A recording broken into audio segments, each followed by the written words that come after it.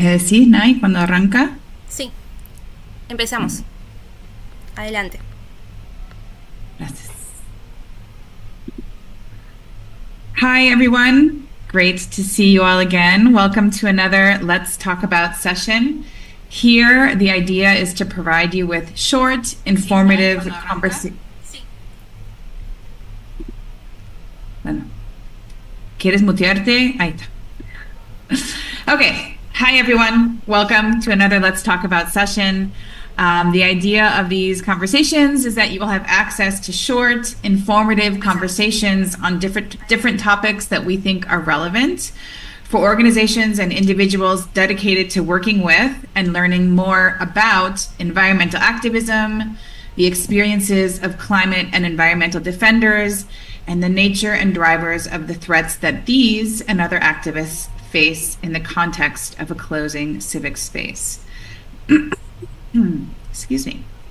These sessions are presented by Asuntos del Sur in collaboration with the Knowledge Alliance for Environmental Defenders, also known as CALIDE, a worldwide community of practice dedicated to exchanging knowledge and creating common strategies of communication and action to help environmental activists reclaim civic space to better confront the global climate emergency. CALIDE exists thanks to the very generous support of IDRC in Canada. Today, I have the pleasure to speak with two current practitioners of participatory action research. The idea today is to discuss how we can cultivate a healthy engagement with the communities with which we work on the ground. Within the CALIDE community, we have spent some time speaking about participatory action research, or PAR. And one of the major themes that has emerged from these conversations is the notion that trust is really crucial for carrying out a project using participatory action research. When we do research, when we do field work, we often ask community members to share potentially sensitive personal, political, cultural experiences. And with PAR, we invite them to work with us on a particular agenda and to collaborate on solutions that better reflect their realities. For all of this, trust is really vital, a prerequisite. And it can also be an outcome, I think, of meaningful engagement in complex environments. So how do we cultivate trust with community members so that PAR is fruitful and productive for all involved? That is sort of the goal of what we'll be talking about today. I want to introduce the two individuals with whom I will be speaking, who are currently carrying out projects using PAR, and the idea is to sort of learn from their experiences. So we'll start with Rayu Arjanti, also known as Ayu, senior researcher at Dala Institute. They are a dedicated professional with extensive experience in sustainable development, social anthropology, and natural resource management. Holding an MA in Social Anthropology of Development from the School of Oriental and African Studies at the University of London and a BA in Social Anthropology from the University of Indonesia, IU possesses a strong academic foundation for understanding complex socio-environmental issues. IU's career is distinguished by a commitment to bridging research with practical application. With a professional background that includes roles with Demeter Consulting and the Roundtable on Sustainable Palm Oil, they have cultivated a deep understanding of the palm oil sector, land rights, and community engagement. Their research portfolio is both broad and impactful, encompassing projects for leading organizations such as the UNDP, Ford Foundation, and Rainforest Alliance, and now the IDRC. Key contributions include serving as science lead for a regional environmental defender study, evaluating climate change programs, developing sustainable value chain strategies, and conducting vital socioeconomic and livelihood studies to inform conservation and development initiatives. Lately, IU's research has expanded to explore the social dimensions and implementation challenges of the global energy transition. Through this work, IU has consistently demonstrated a focus on promoting sustainable landscapes, advancing community rights, and fostering equitable development. We also have Mr. Daniel Brasa here. also known as Sandy. And Sandy is the Networking and International Linkages Coordinator for the Center for Environmental Concerns Philippines and a member of the Secretariat of the Asia Pacific Network of Environmental Defenders. He is currently leading research and excuse me. It's early in the morning in Argentina. It's late for them, so this is a really fun time to have a conversation. Excuse me. Sandy is currently leading research and advocacy efforts on defender protection against different types of attacks, including judicial harassment and criminalization, extrajudicial killings, and enforced disappearances. Before being part of the environmental civil society, he served for half a decade as part of the legislative team of different progressive Philippine legislatures under the Kabatan Party List, which is the sole and genuine representation of Filipino youth in the Filipino youth in the Philippine Congress. Sandy was also involved in many advocacy campaigns on youth issues like education, climate action, labor rights, and human rights. I have now said a lot. I'm really happy to have both of you here. It's a pleasure to talk with you. I clearly am having problems talking, so I'm going to turn the floor over to both of you and ask the first question. Let's start with, I kind of like to establish a baseline of what we're talking about in these conversations. And so to me, it seems important first to understand how both of you define participatory action research. If you see a particular principle or commitment that makes PAR both participatory and action oriented. Let's start with IU. Please take the floor. Okay, thank you, Jen. It's happy to be here. For us, it's my first time actually to do participatory action research. And of course, I was trying to figure it out at first. And is it about like involving communities in data collection? Like, here are the questions, can you go and collect data for us? Something like that. But then I was immediately confronted by a friend of mine who is also an anthropologist. And she goes like, what are you doing? Like, these people are already in a hardship, like defending their lands and things like that. And you go and ask them to do your research for you. It was like, yikes. So that was like the first thing that was kind of confronted to me at that time. So I just kind of went to go to literature, right, and looking at some ideas on feminist ethnography and feminist approaches. So I think the issue that we confronted was extraction, right? Researchers usually go somewhere, collect their data, and leave. But that is something that we need to change when we're employing participatory action research. And the first thing, it means like giving away our power. Like, we don't decide what the research is about. We don't decide the research questions. We don't decide the methods. We're just facilitating the communities to do them. So the constant question that we always ask ourselves is like, what have we actually let our interlocutors decided? So that is one principle, I think. And then secondly, on extraction, we try to always offer something back. So when we first come to them and ask them to do the research with us, we first offer something from our side first. So we created what we call the zines based on our social political literature review. We package it in a form that is easily accessible to them, and that is what we offer for them first. Kind of a way of saying that we're here in solidarity and not just as a researcher. So that's, I think, what makes PAR quite distinct for us from conventional research. That's great. That's really interesting, Ayu. Thank you so much. Sandy. Yeah, like our current project, our project in the Philippines, Indonesia, and Cambodia is really also like Apten's first real foray into participatory action research. We've done like a lot of tangential stuff like trainings, capacity buildings, other similar activities, but never to like such an extent to the extent that PAR combines these activities with research. So really big thanks to like funders like the IDRC that have allowed us to pursue these less traditional approaches to research and actually improve our perspectives on what PAR is. So for us, it's really a lot of so for us, it's PAR. It not only seeks to understand a problematic situation, but also to really improve a situation of the communities that we're dealing with. Uh, we apply the principles of equity, cultural humility, mutual learning as well. Um, and then it's almost like you're like usually communities already have like ways of struggle, ways of fighting back, ways of analyzing and achieving goals within their like issues that they're facing. But it's kind of like PAR is kind of like giving them also this tool of research to analyze and to like understand the situation better. And also so that for us is also like helping them communicate, understand the situation for the research to also not be extractive, like Ayu said. And there really needs to be a collaborative effort towards a positive outcome.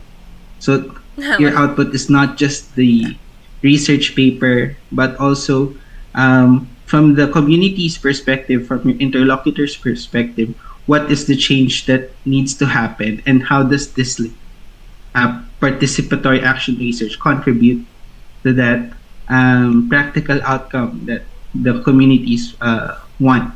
Yeah. Um, I think for us also in AppNet,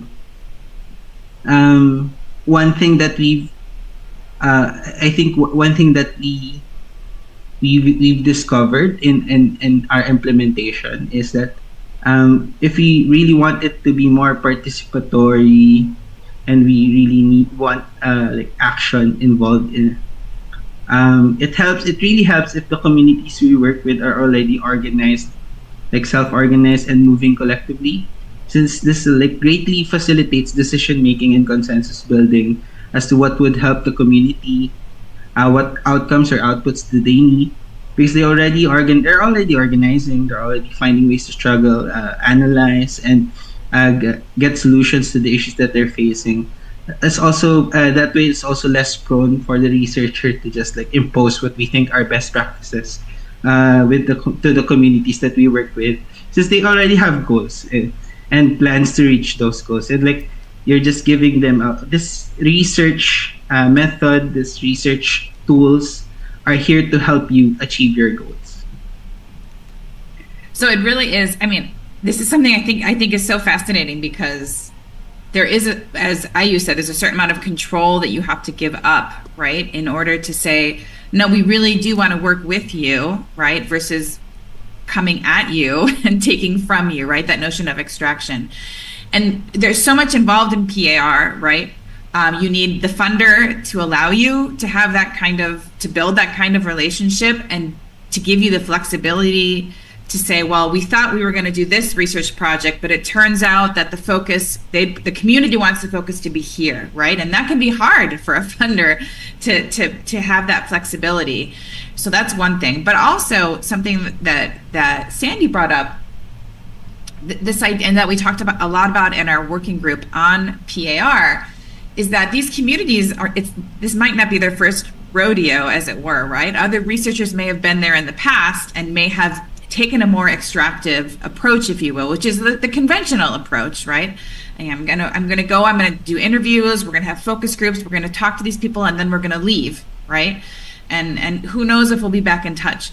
And that can leave a legacy, right, of for those community members where, well, why would we work with future research oriented individuals? And so this leads to the importance, I think, of trust, right? Because you have to convince them, well, no, that we're going to try to do this differently, right? We're going to try to be different from other teams that may have come through in the past and have taken a more extractive approach. And so this leads to my question about how cultivating trust can be crucial for PAR, and how you both have thought about this in actually carrying out the projects that you're working on now. Like, how do you approach the community and how do you try to establish trust? And I'll start with Sandy for this question, if you will. Yeah. Just to like another point about like extraction. There was a paper in 2019 from Indiana University that studied like effects of extractive research in the health academic industry. So it identified really some major sources of mistrust when doing like extractive research on communities in the health sector.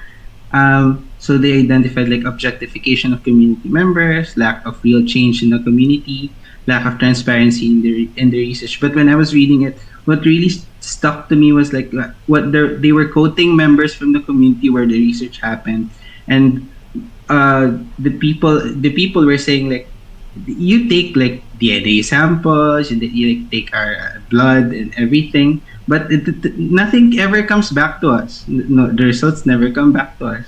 And I think for AppNet, I think that's what was different, a little different about the AppNet's experience, because given our nature as a solidarity network, uh, and with this project, a lot of those that we engage in the participatory action research were either members or like organizations that we've already like engaged with in the past. So a major part of the trust building process was happening not during the research but prior to the research, because as AppNet is a defender-led network working on defender protection, um, we're working with defenders at risk. So that I think that precedes us as well. Like, um, so when organizations know AppNet, they know AppNet as a network that helps defenders at risk, that works in identifying problems with defenders at risk. So the trust building really doesn't start with just the uh, research project, because the organizations that also uh, do these types of research don't exist in a vacuum. They have prior experiences. Communities also have prior experiences. So I think we were really fortunate and lucky that the people who built AppNet were able to build such a robust network. And now that we're going into these types of research, there's already some recognition that's helping us like um, gain and maintain trust with communities. Um, so there's already a baseline level of trust with the network. So, and for us, reinforcing that trust through the research was mainly visualized. When the research was visualized, was depending on how we would be able to return the results of the research, not just for feedback and validation, but also for concrete outcomes that communities would be able to use in their campaigns, in their like, advocacy. So for us in our project, one of the things was like um, this shouldn't be just like a paper that's in English that we submit to policy agencies, but this needs to be something more digestible, translated to local languages, translated by the locals themselves, and something that we can leave with them so that whatever they want to do with it, they can do with it. And then recently also it's also we're also like finding spaces for like um, having communities when the organizations come together, we can give them, if they want to, we can give space for like planning sessions with them, so that okay, so this is the situation with environmental defenders. Everyone, we're vulnerable to killings and forced disappearances, judicial harassment. So what do we do? Yeah. And then we give a forum or like spaces for the defender organizations to really talk and plan something concrete to do something about this situation in their own countries. Um, and I think another thing that building trust within the process is that the outcomes must really be based on the parameters of the communities themselves. So if you want a concrete outcome, it's not just the outcome being concrete, but it's concrete in a way that the communities can use them. So maybe as a researcher, you're thinking, oh, a policy brief is a concrete thing, But if the communities can't use the policy brief or it's not what they need, so it's not going to be really concrete. It's more conceptual than anything. Yeah, so that's most of our experience with trust building. Um, yeah. So it's really, committing, deciding to do a project in a particular way, committing to carrying it out, and committing to listening to your interlocutors on the ground. To me, this makes me think that sort of the timeline that involved is much longer than perhaps other types of research, right?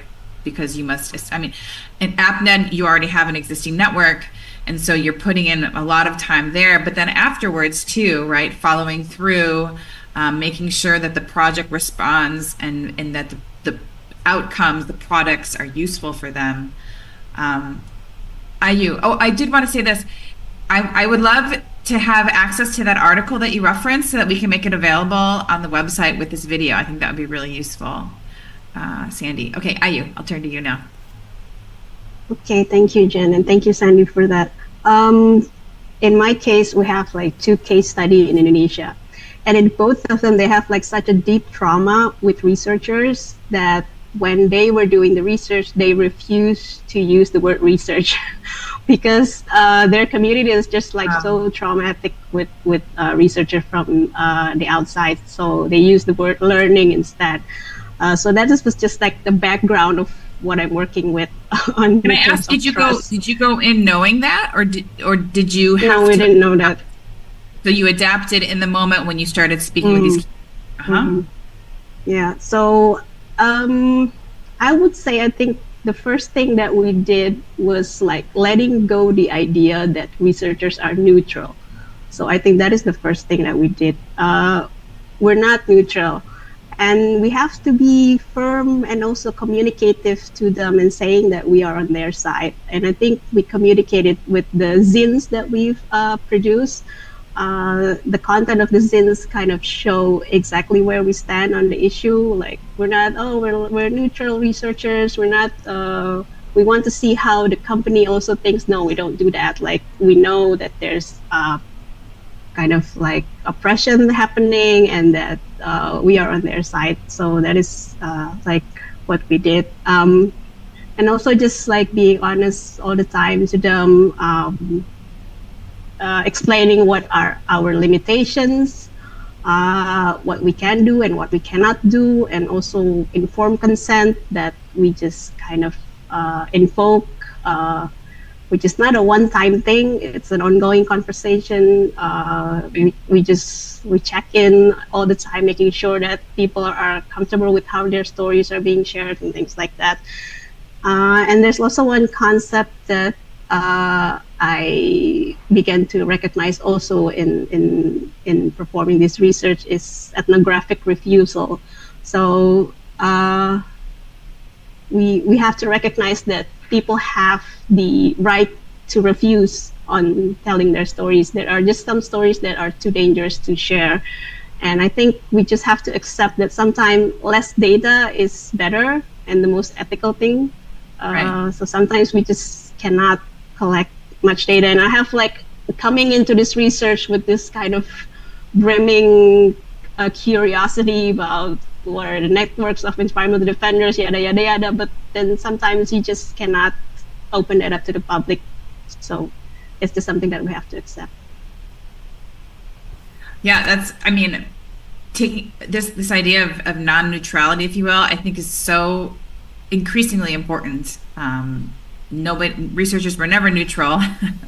And so let's just lean into it and acknowledge it. And, we can analyze data, understanding our positionality. But I think even in communicating the outcomes of our research, it becomes really vital to be non-neutral, right? To say there are important outcomes here, objective outcomes, but normative outcomes that have to be taken into account. And there's a certain amount of debt to the community in that sense, right? That we have to then, take a position and defend it to our audience, our different audiences. So taking aside checking in constantly is what I hear from you, Ayu, now with the people you're speaking to on the ground. And this notion of ethnographic refusal is really fascinating. But one of the things, as a teacher of methodologies, and not just certainly not just PAR, but as I'll call myself a teacher of conventional methodologies, right? In the university setting, sometimes outside of the university setting, I've really started to emphasize something that should be so obvious, but when I was taught how to do research was that it's the people you speak to on the ground are more important than the research question, and that should always be the case. But that was never emphasized to us as, at least to me as a student, right? So sometimes it feels like, and I'll turn it over if somebody wants to respond to this, it feels like PAR is how we should have always been doing research and should be the convention, but actually has not been historically the convention. Anyway, I don't know. I was going to ask about, I'm curious if you have any other sort of challenges that have been brought up outside of trust when it comes to using PAR, other issues that you've had to take on when it comes to carrying out PAR. One thing I would imagine is resources when you have to translate things, when all of that requires time and energy and money and boots on the ground. Any other challenges that you've confronted with PAR? Either one. Go ahead, Sandy. Yeah. I think one of the things that was really challenging for us was really well, first was communication, really, because it's not just papers you have to translate. It's like, for example, real-time communication with the communities that we're and organizations that we're working with. For example, we're working with communities in Cambodia, working with communities in Indonesia. They're not necessarily very fluent in like Khmer or like Bahasa, so we have to communicate in a medium that's, for example, for communities there, not their like strongest language, and for me, I'm not really like the most fluent speaker of English as well. So there's already this language barrier that's a challenge to overcome. But also, I think that from the side of the researchers as well, there's also a bias created by the constraints of like, one, the very technical project implementation plan. So you have like project outcomes, have like project timelines, and then two, the conceptual framework of the research, which can really turn quite jargony when you're talking about when you're talking about drafting the research itself. So it's a really hard communication barrier to overcome for us.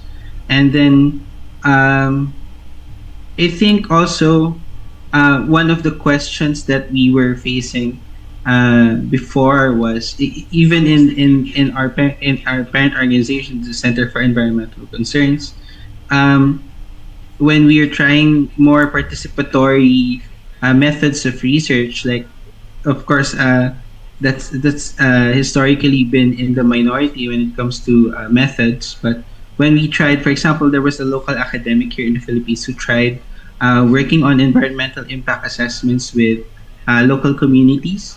So what he tried was, he tried having the partner community be the writers themselves for the research. But what we found out that takes time for like community members and organizers who have their own organizing work, and they're doing their own advocacy work, and they also have their daily livelihoods, and then asking them to help out with the research. So to what extent, what is the line to be drawn between being participatory and then and also like and not being intrusive and inconvenient upon the community's lives? Yeah, that's something that we're still finding out how to weigh the balance, really. And hopefully hopefully there's more funders out there that are more willing to explore these less conventional research practices, so that other research organizations can also like explore this method and improve upon it, because there's really still a lot of questions to be answered about how do we best involve communities in the research work that we do, or like, where's the line. I just think even compensating them, right, for their time can sometimes be really valuable and not something that's necessarily included in budgets, right? When you're doing a budget for an organization. I just wanted to ask a follow-up, Sandy, about the communication barrier. And thank you for doing this conversation in English. So what did you find which you're speaking brilliantly, what do you do then? Do you just apologize? Do you, how did you sort of help to sort of cross that barrier? What would you do? Because you can't speak every language fluently, right? It's really kind of like, it's really, what, it's kind of like just smashing at it until we get what each other Got it. I say something in like broken English, they say something in broken, and then like slowly we come to an understanding of like what the other one means, and then that could be a trust building process in itself. Yeah. Yeah. Like, and I think as well what we've been doing is allowing, because we have coordinators per country, so the communications usually really course through the coordinators, but what's working is not putting them on the spot when we're asking questions, so that they have time to prepare with other community partners, so they have time to like discuss in a language that they're comfortable with, and then when we get back, they have a clear, concise thought, so that's where they're trying to deliver, and so that they're not thinking of something on the spot. That's great. That's really interesting. Ayu, anything you want to add? Yeah, I just want to say I resonate with all of what Sandy said. Also, I don't know how many times we made our project manager cry, figuratively, because we keep changing things and we keep asking for things because we just want to avoid extractivism like so bad that we keep like thinking of things that we can do to reciprocate, right? Like giving them something for them also. So we keep saying, can we do this and can we do that? It's like, no, we didn't budget that. So yeah. It really is, as you two have been talking, and I really have thought this was a really great conversation, really great ideas. It really is like an ethos, right? You really have to. Sometimes I think, well, PAR can be thought of as a continuum, right? Like you maybe you're not fully sharing and collaborating on every aspect of the project. But even if you're not fully collaborating on every aspect of the project, where you do and how you do, you have to be fully engaged and committed to it, which is why I see it as sort of an ethos, right? And requires so much more work and time and commitment on the part of, and the work that you do isn't always, it with your own lives and your own time and your own energy and resources, right? Scarcity. It really is. It's so important, but it really is. Sorry, this is probably so obvious what I'm saying, but it's an ethos. It's a real commitment. I think this has been a really great conversation. I really want to thank both of you for your time and for giving it to us today to have this conversation. I think it's going to be really useful for others who want to think about doing PAR. As we sign off, I want to let everybody know who's watching that CalAID, the community of practice, we have a great website which you will be, because you're there if you're watching this. With lots of resources on not just PAR, but other ways to approach research and other strategies for carrying out this kind of work on the ground. I want to thank both of you, IU and Sandy, for again for your time and great thoughts. It was a wonderful conversation. Thank you, Jen. Thank you for Thanks. having me. Take care. Bye.